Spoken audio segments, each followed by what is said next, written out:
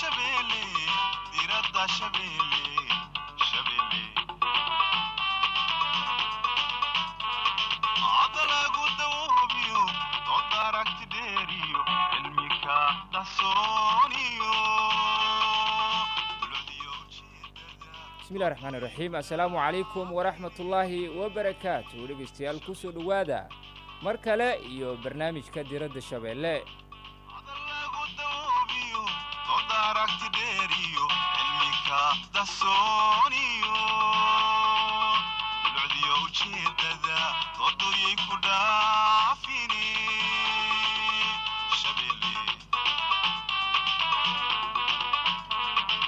barnaamijka diradda Shabeelle alaaba waxaan ku soo qaadanaa arrimaha hadalhaynta leh oo ay nala gorfeeyaan aqoon-yahano siyaasiyiin iyo waxgarad Soomaaliyeed oo aan isleenahay arrimahaasi aad ay ugu dhundalolaan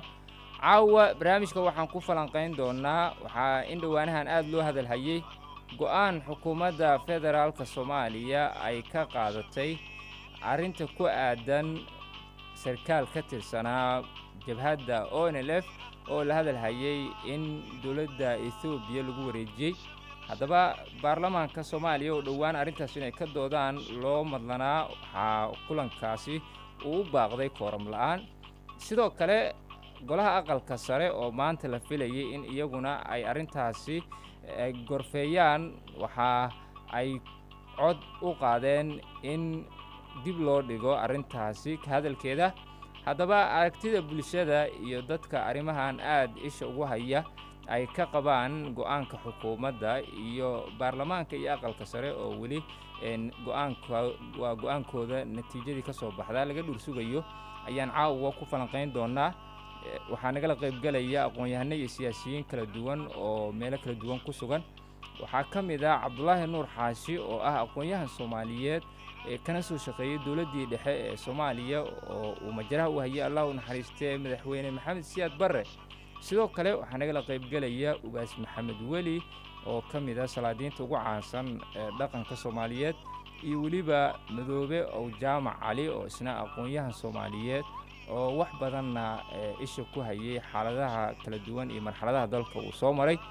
anigoo Jimcaala waa idin la socodsiinaya farsamada waxaa ka qaabeynaya Yaxya Cabdilaahi waa mar kale iyo diradda Shabeelle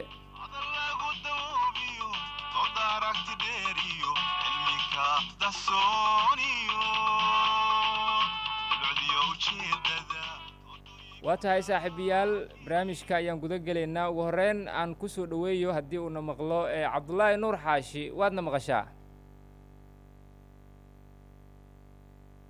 Hello Cabdullaahi Nuur Xaashi inkastoo maqalku uu xoogaa igu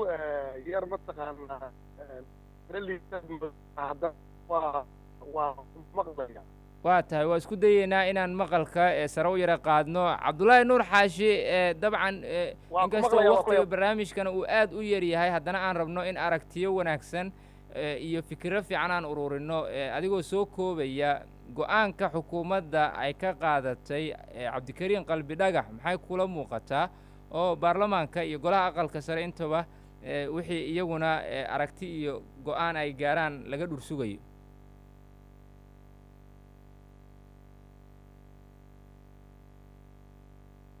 هلا عبد الله نور حاشي بسم الله الرحمن الرحيم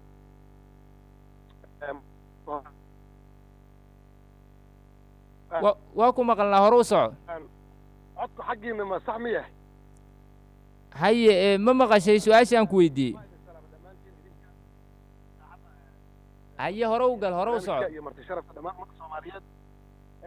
runtii aniga waxay ila tahay go'aanka ay qaateen xukuumaddu inuu saxan yahay inuu qaldan yahay waxaa jira hay'ado loo xil saaray waxyaalo qabadkoodii oo mataqaanaa ama siyaasi ha ahaado ama mataqaanaa waxyaalaha kale oo xukuumaddu ay qabato ha ahaadeen waxaa jira hay'ado loo xil saaray oo baarlamaanka ugu horeeyo oo guddiyo kala nooca leh oo haddii rabbilaal hadda waddankii jooga meeshii wax ka dhaceenna jooga laakiin guud ahaan marka ugu horeysa xukuumadda ama sax ha ahaado go'aanku marka ugu dambaysa ama waa laakiin runtii waxaa in iyagoo isla jira oo aan kala soconin inay si u qaateen arrintaas mas-uuliyaddeedii wax alla waxay ku dambaysaba ilaa iyo haddana marka sidaad ka dhawaajiseenba baarlamankii iyo aqalkii sare ee sanadka mudanayaashu weli waxa ay wadaan kulamo ku saabsan isla arrintaas lana doonayo marka ugu dambaysa in ama go-aankii xukuumadda waa qalad lagu tilmaamay iyadoo la taacayo shuruucda diblomaasiyadda go-aanada dawliga ama sax ama mataqaanaa inkastoo badan go-aamada dawladuhu qaataan weliba arrimaha dibadda sharci iyo sharci darre inta badan kuma salaysna laakiin waxay ku salaysan yihiin interestay ku salaysan yihiin marka haddii guddiga arrimaha dibadda ee qaybta baarlamaanka ama guddiga mataqaanaa ii sheeg shuruucda guddiyadaas marka hore ay xukuumadda arkaan falkii ay ku qaladka ku tilmaameenna ay kala munaaqashoodaan marka ugu dambaysana baarlamaanku uu go-aan ka gaaro ama meel dhexda yimaado waxaan isleeyahay muhiimaddu weli baarlamaanka aqalka sare midooda go-aan waa sax iyo waa qalad si xaama loogu yidhahdo maysa gaarin laakiin xukuumaddu arrintaas waxaan leeyahay way ku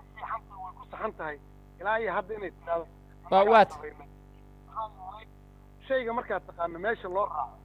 oo ah meesha loo raaco wuxuu ka fog yahay inaad raadiso meesha loo raaci lahaa marka waxaan isleeyahay anigu sax iyo qalad weli waa dhiman tahay laakiin waa ficil dhacay dawladduna geysatay waa tahay aad baad umahadsan tahay waa kugu soo noqonayaa cabdullaahi nuur xaashi oo adigoo london jooga barnaamijka aad nagala qayb gelayso waxaan siinayaa ugaas maxamed weli oo ka mid a salaadiinta soomaaliyeed ugaas barnaamijka waa la socotaa cabdullaahi nuur xaashina waad maqlaysa aragtidiisa adiga ra'yigaada bismillah alxamdulilah rabbi alcaalamiin wasala allahu calaa sayidina maxamedin wacala aalihi wasaxbihi wasalam amaa bacdu horta runtii anigu aad baan uga murugeysanahay waxa dhacay ninka dhiibistiisii iyo runtii dawladdu inta badan ay aamusnayd iyo sidii golaha wasiiradu ay u jawaabeen iyo ra-iisul wasaaruhu oo hormuud ka yahay runtii waxay igu dhalisay rajo la-aan aan caadi ahayn waxaan ahaa nin aad maaragtay ugu hanweyn dawladdan taageeradeedana marar fara badan aan ka baqayay in muxuu ahaa ay xadkay dhaafiso waxaanan u aamusnaa in muxuu ahaa warankayga aana meel dacaada ku dhufanin dawladdii ay war ka soo baxo war cad la helo heelahan uga hadli lahaa bay ka mid ahayd anigoo tixgelinaya runtii murugada waxaan leeyahay waxaan la qaybsanayaa ummadda soomaaliyeed aad baan runtii uga murugeysanahay markaan si guud u hadlo waxaanan sugaynin iyo dad aanan ka sugaynin soomaalida waxay tidhaahdaa nabar aad filaysa naxdin ma leh wax aanan sugayn iyo dad aanan ka sugaynin baa wax naga soo gaareen taas haddaan intaa uga gudbo wakti dheer baan u baanaanay laakiin waktigaa yar sida laga diyey waxaan isleeyahay anigu xukuumaddu waxay qaaday waddo aan dib dambe loo aamini doonin oo hataa wax saxa hadday samayso qof ka dhegaysanayo useexin dadka soomaalida waxaa lagu ogaaday ama bini aadanka sidiisuba wuxuu yidhi nin ilaahay subxaana watacaala kitaabka wuxuu ku yidhi yaa ayuha aladiina aamanuu ittaqu llaha wa kunuu maca saadiqiin war run sheega dadka runta markay sheegaan ayaa wax laga maqlaa carabtuna waxay yidhaahdaan sabca bisabca toddoba ka dhalataa bay yidhaahdaan waxay yidhaahdeen run sheeg bakraati uma baahanaysa runlow haddaad tahay warkayaa sheegay jamcaale bakraati uma baahna waa runtiis ha laga cararo meesha ama waxa ha la soo qabta ama waa sida u sheegaa laleehay waxaan runtii mucjiso ah dawladdii intay dembi gashay oy kiis ummadda soomaaliyeed ka gashay ayadoo noocay doontaa u akriso aragtida dadka ay arkaan iyo sida ay muuqanayso daahirkaa intaba intay dembi gashay bini aadamka akhdaa baa dhacda khalad baa dhaca waa ilaahay subxaanahu watacaala dadka uu abuurtay oo ayaga caruushooyadooda ku abuuray baa intay gaaloobaan oo yidhaahdaan alla ma jiro bay alla u tawbad keenaan wuu jeclaadaayoo dembigiibuu ka dhaafaa waa bashar dadkaani wuu khaldamayaa laakiin maxaa saxa watuubuu ilallaahi jamiican taasaa saxa oo meesha taalla qofku khaladkiisa inuu qirto bini aadamkuna uu ka garaabo meeshaanu ka sugaynay wix saxa ayaa waxaa la sameeyey dembi kale waxaa la sameeyey been kale waxaa la sameeyey khayaano kale yaa la sameeyey waa kugu soo noqonayaa ugaas maxamed weli waan gabagabaynayaa intaas waxaan isleeyahay adoo raallia waxaan isleeyahay kiisi midkii hore ka weyn bay gashay dembi kale oo weyn bayna ummadda ka gashay saxniin iska dhaafee waxaa walwal iga hayaa dawladdii soomaaliya dib dambe inaan loo aaminaynin oo kuwii hore waddadii ay raacday ay raaci doonto sidaasaa ii muuqanaysaanay madoobe oo jaamac cali adiga maxaa kuu muuqda aqoon-yahan soomaaliyeed oo dalka marxaladihiisa wax badan la socday kana soo darsayaad tahay bal arrintan maxay kula muuqataa jimcaale bismillah waa ku salaamaya adiga iyo maxamed weli iyo nin kale aqoon-yahankaayo sina dibadda ka socdaya dooda lagula jira aad iyo aad baan u salaamaya iyo guud ahaan dadweynaha soomaaliyeed meel kastay joogaan aad iyo aad baan u salaamaya gaar ahaan dadka jooga gobolka banaadir iyo muqdishoona dhegeysanaya iyo guud ahaan caalamka meesha laga dhegeysanaya dadka af soomaaliya ku hadlaa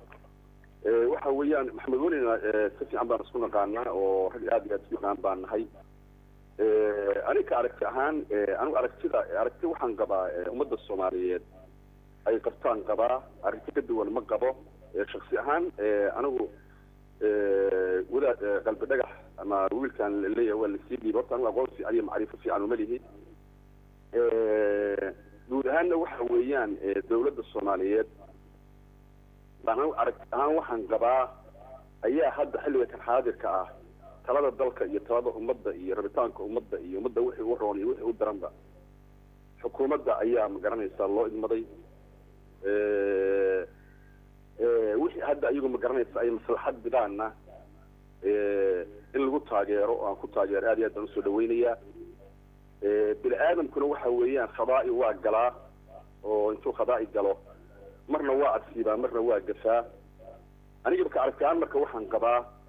xukuumaddu meeshay arrinta dhigtay iyo siday magaranaysaa iyadu maslaxadeeda mid dhow mid dheer bu uga eegtay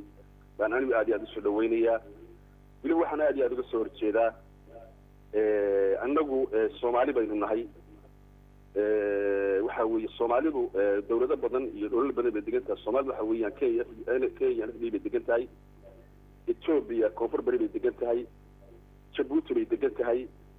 waxa weeyaan soomaalida iyadoo soomaali ah oo isir iyo ab wadaagta oo dhaliyo dhaqan wadaagta oo diin wadaagto luqad wadaagto dhaqan wadaaga yay haddana waxay ku kala meelaysan yihiin dawlado iyo maamulo ayagu ay ku ganacsan yihiin iyo haddii isku ganacsanaynba waxaadna marka moodaa nimanka cid kasta meesha ay joogto iyada unbaa magaranaysaa deegaankeeda iyo midda ay la joogto unbay ku cadfan tahay oo mas-uul ka tahay wixii deegaamadaas ay joogaan wax u dhimaayana waxa weeyaan dawladda soomaaliya iyo guud ahaan magaranaysaa shacabka soomaaliyeed mas-uul kama aha laakiin anigu waxa weeye ummad dhan iyo qaran dhan iyo ummad dhan dawladda soomaaliyeed waxay hadda samaysay ama horumarada ay samaysay khayrna uu sameeyey ama xukuumaddu ay samaysay ama farmaajo iyo tiimkiisu ay sameeyeen looma burburin karo loomana aaleyn karo khadaa'i hal mar dhacay anuu ma oranayo khalad ma jiro laakiin waxa weeye waxa weeyaan waxaa la rabaa haddii khalad dhaco inaan qaranka soomaaliyeed ummadda soomaaliyeed iyo wixii la hiigsanayay iyo ka la hiigsanayay inaan loo baabi'in waxaan kaloo ogahay sheekh maxamed weli oo isaguna is-og ummadda soomaaliyeedna ay taqaana si laftigiisu wuxuu ka mid ahaa janhadihii iyo magaranaysaa raggii casmar u ahaa ragga hadda doodaan wada oo hadda doodaan aad iyo aadka u wada oo baarlamaanka uu ka mid yahayna rag waxaa jira xildhibaana ah oo ummadda soomaaliyeed iyo deegaanka soomaaliyeed nasab iyo magac ku leh soomaaliduna aada u taqaano weligood iyo allahoodna mucaaradnimo iyo in wax la burburiyo iyo in wax la qaribo mooyaan aan weligood iyo allahood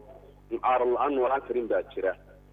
ragga hadda barnaamijkan wadaana iyaguna waa isog yihiin soomaaliduna aad aad u taqaanaa waxa weeyaan marka sanad walba mucaamarad joogtaa iyo nolosho joogtaa iyo in looga daro waxaa la rabaa wixii khalada oo dhacay la saxo wixii magaranaysaa wanaagana dawladda magaranaysaa lagu taageero anigu waxaan u arkaa in la arko horumarka dawladdu samaynayso waxbarashaday samaynayso ammaanka ay sugayso horumareedka ay samaynayso waxbarashada dadka loo dirayo dhalinyarada loo dirayo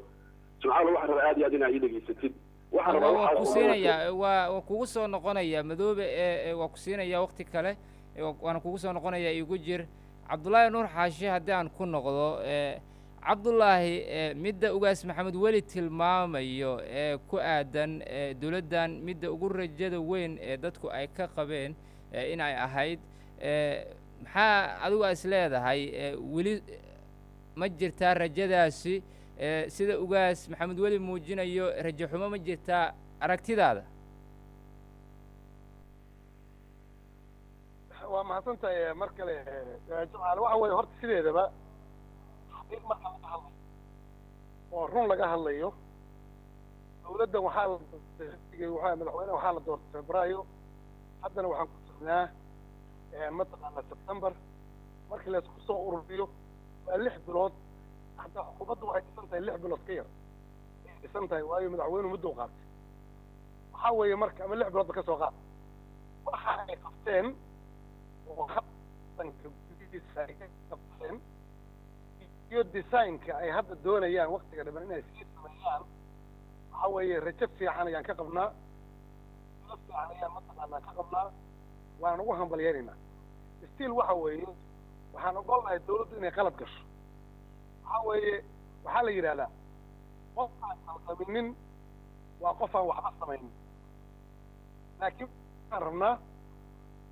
qaladka in laba loo kala saaro qaladka mid waddanka gudihiisa ah oo mataqaana ama xirfad xumo u saaxiiba ama dadaalyaro u saaxiiba ama sidaas ka wanaagsan la yeeli karay waxaa weeye mataqaanaa waa in la isguubaabiyo oo farta loo fiiqaa oo horey loo tilmaamaa siyaasiya oo sidan oo kale ah oo dawlada la dhex maraan waxaan leeyahay shacabka soomaaliyeed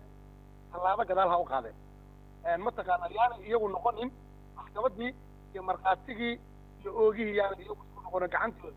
inaan dib dambe gacantayda samayn waa inaan ogaanaa oo aan mataqaanaa aan ku qanacnaa inaad qofku dareenkiisa lama dili karo haddii qofku waxa qalad u arko xaq uu leeyahy haddii uu waxa u arka xaq uu leeyahy waa dareenkiisa amaa laakiin xukuumaddu markay meel fadhiiso oo go-aan ay gaarto oo laga yaabo xitaa aragtidaada inuu qalad leeyahay waa inaad fahmno adiga iyaga waxaa u dhexeeya hay-ado loogu talagalay qaabkaas ay ka jawaabaan oo ay daba kacaan oo ay soo hubiyaan oo haddii ay caddaato in wixii qaldeena ay awood u leeyihiin markaas inay shaqo ka qabtaan ama ay mataqaanaa ay xukuumadda la wadaagaan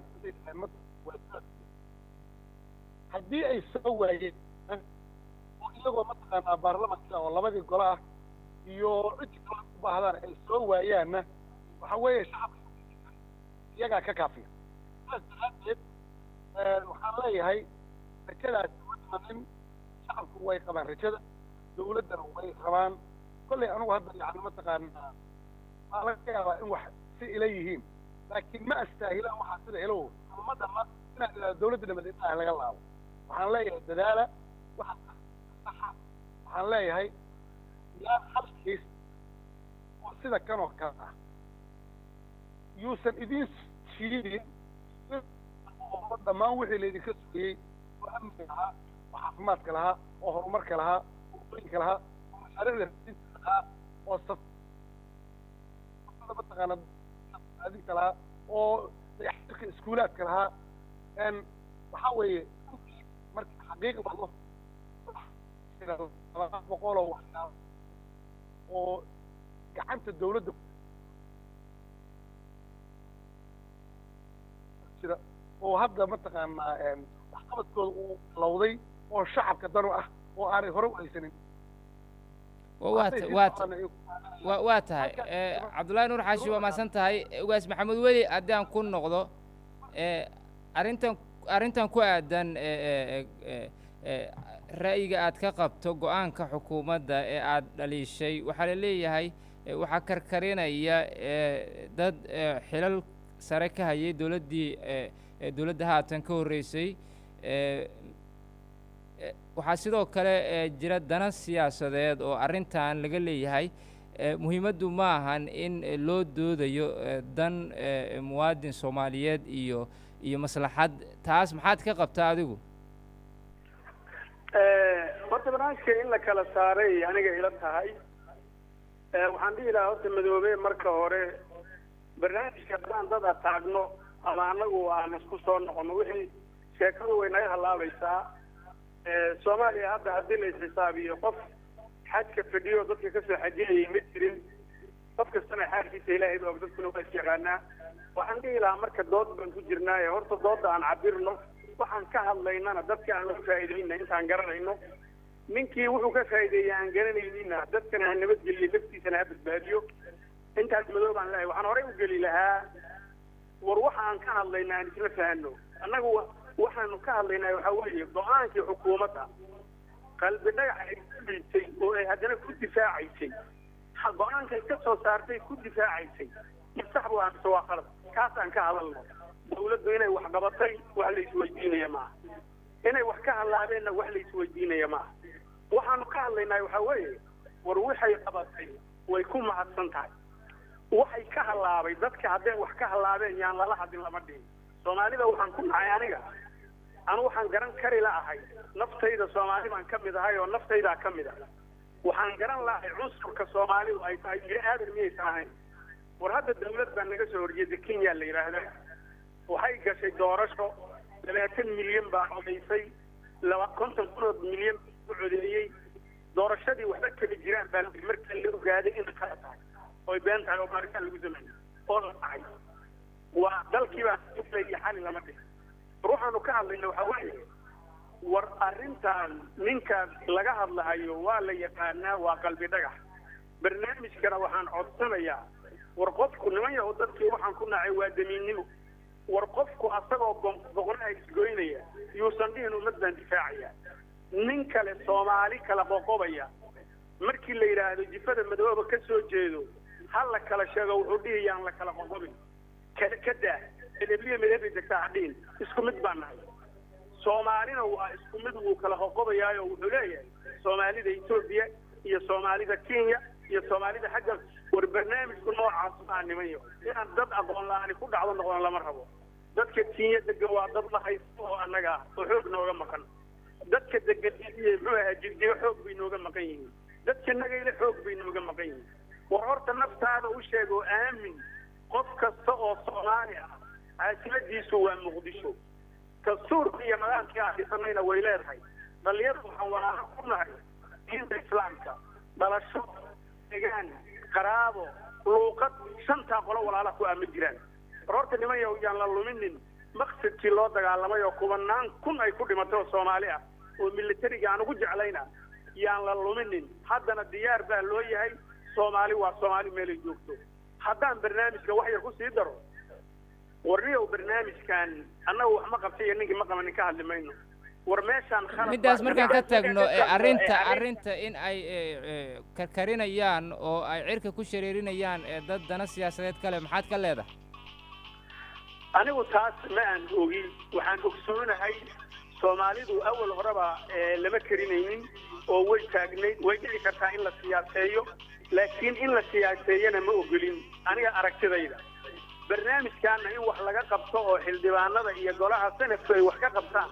oon dawladda looga harin waan aaminsanahay haddii la yidhahdo waxaa la saxana waxbaa la siinayaa maaha waxaa la rabaa in la xisaabtamo khaladkaanaad khayr ra gashay kanaad gashay wasiir hebel khaladkaanaad gashay maxaad uga garaabi weyday maxaad u samaysay madaxweyne maxaad intaa uga aamustay ummadda adigaa mas-uul ka ahaa maxaa kugu dhacay xaggeed ku maqnayd adeer waa in la xisaabtamo haddaan la xisaabtamin waxaa weeye soomaalidu way fududaha lagu dhihi soomaalidu way fududahay laakiin dadka hogaaminaya cadaalad darro samaynaya inay gar baxaanna ma ogolaanayaan soomaaliduna inay samirto ma ogolo cudurka meesha yaalla waa noocaas waxaan marka aniga leeyahay hebel baa karinaya iyo cali baa karinaya midna meehe ninkan la leeyahay mar kasta mucaarad buu ahaa war anigaa ka mida dadka mucaaradka ahaa cabdullaahi yuusuf baan soo mucaaraday aniga waxaanu ku heshiinay xabashida in la iska daayo oo soomaali la heshiisiiyo uu sidaa soomaali ku tago ballan baan galnay wuu ka baxay maxabashi baan soo horkaca aniga xoogii dalka soomaaliyaan ahaa waa la ii soo tababaray waa la ii soo dhaariyey maxabashi baan soo horkici karaa labo shariif baanu ku ballannay dagaal buu na geliyey waanu dagaalanay annagoo ku jirnuu nooga tegay duurkii xataa una waxba noo sheegin ma iska soo raaci karaa waa maya xasan baa yimid wuxuu sameeyaan ogey ma iska raaci karnaa waa maya maxamed cabdullaahi farmaajo ku raaci mayna barnaamijkan waan kula xisaabtamaynaa qaladkaana ma qaadanayno waan ka daba tegaynaa ujeeddaduna maaha dawladda in la burburiyo laakiin waxaan dhacay soomaalinimadii baa meel looga dhacayaa muslimnimadii baa ka horrayso meel looga dhacayaa dhalashadii baa meel looga dhacayaa wax alla waxaan aaminsanayn kontonkii sanaa la burburinayaa maxamed cabdullaahi farmaajo marna kama annaafilayn barnaamijkaasna waa barnaamij taagan dawladdana ha la ilaaliyo intaasana ha la galo waxa kaloo dhan intii la iska daayo waa tahay mudoobe oo jaamac cali adigoo soo koobaya waxaan moodaa simcaale waan salaamayaa waxaan kaloo kuu sheegayaa su-aashii ahayd haddii aan xoogaa balballaariyo hawshaan muddo dana siyaasadeed kaleba hawshaan karkarinaya haddaan ka jawaabahaa dad dana siyaasadeedle baa karkarinaya oo raba ma garanaysaa inay kaga faa'iidaystaan xukuumaddan dhisan ee dheef badanta ma garanaysaa iikan aadka iyo aadka u shaqaystay oo lagu diirsaday dad waxaa jira musharaxiin ahaa madaxweyne oo iyagu tanaasulay oo reebay in ma garanaysaa ay wasiirada ka mid noqdaan ama niman hore siyaasiyiin oo xilo dalka ka soo qabtay baa jira iyo dad badan oo aad aan soomaalida aqlabiyad ahaan aad u yar baa jira oo rabo karkarinaya oo raba inay ka faa'iidaystaan oo rabaan xukuumaddan khayre iyo xukuumadda dhisan iyo waxoo dhan inay afgambiyaan taasina waxa weeyaan waa wax jira weeye beenna ma aha waxaana ku cadaynaya nin mas-uul qaran ah oo madaxtinimo qaran soo maray oo ma garanaysaa madaxtooyadii qaranka madax ka ahaa oo heshiis dawliya galay oo loo igmaday baad waxaan dhegaysanaynay oo xildhibaana wuxuu miidiyaha kaga hadlaayay marka taas aniga waxaan u arkaa way jiraan niman raba inay xukuumaddan gambiyaan oo xukuumaddan ma garanaysa hadda muddada fiican shaqaynaysa raba inay sitaansi fursad la siiyana sanad walba 6 biloodba xukuumad in la gambiyo rag habaa ka shaqaynaya beenna ma aha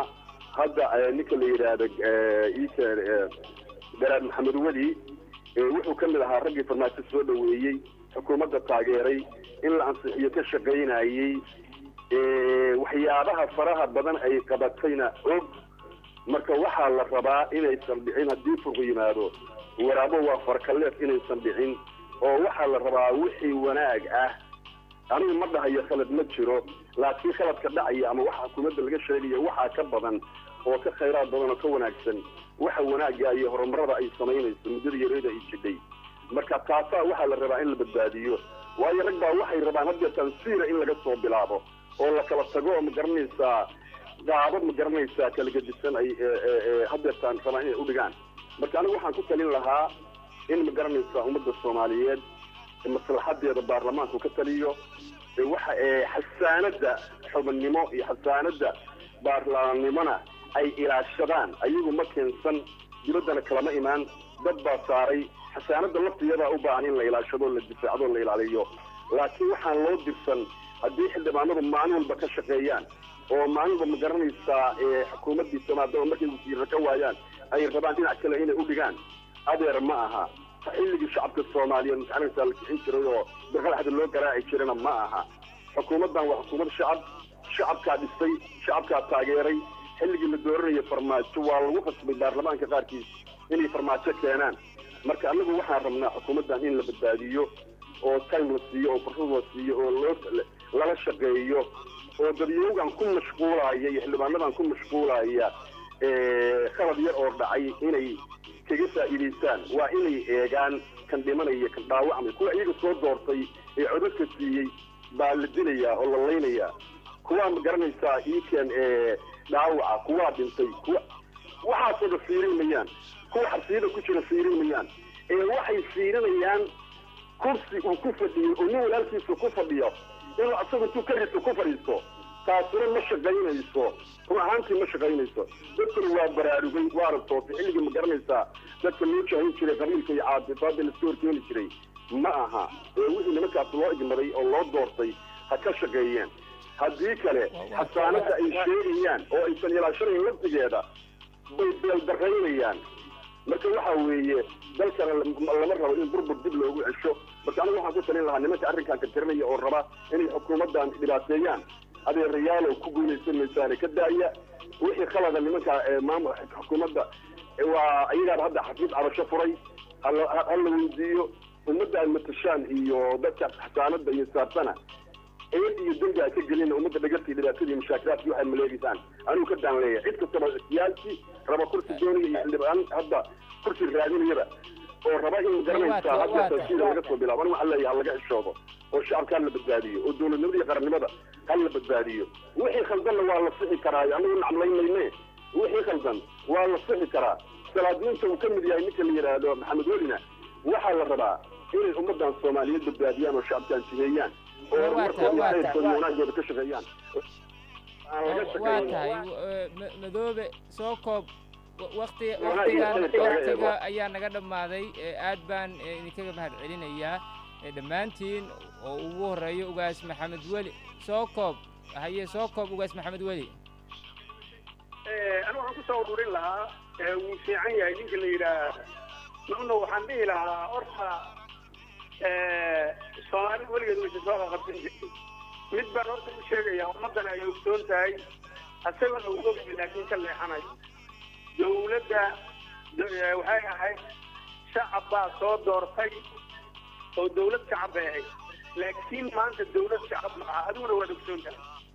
farmaajo dhaweyntii loo hayay iyo jacaylkii loo qabay maanta looma hayo asagaana keenay maxamed weli 3 kun wanaag bay sameeyeen ma waxaad rabtaa hal qalaboo dhacay miyaa rabtaa dawladda inta laga qaado lagu ajiro meesha loo keeno miyaa rabtaa 3 kun wanaag waa tahay aad baad u mahadsan tihiin kuwaasi waxay ahaayeen ugaas maxamed weli ugaas xuseen iyo weliba madoobe ow jaamac cali sidoo kale waxaan mahad celinaynaa cabdullaahi nuur xaashi anigoo jimcaala waa idinla socodsiinaya farsamada yaxya cabdilaahi ayaa ka qaabeynayay tan iyo intaan dib ugu kulmayno barnaamijkan lamid ah waxaan ka tegaynaa sidaas iyo nabadgeel juba furniture jamiilay berigii aynu jaarka ahayn